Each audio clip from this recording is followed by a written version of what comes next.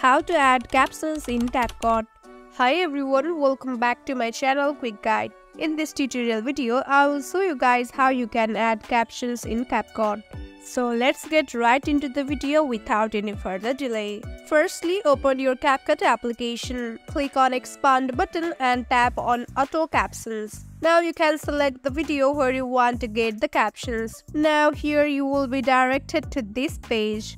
You can select the language for the caption by just clicking on English. You have got different languages, select any one of them. For instance, I will choose English.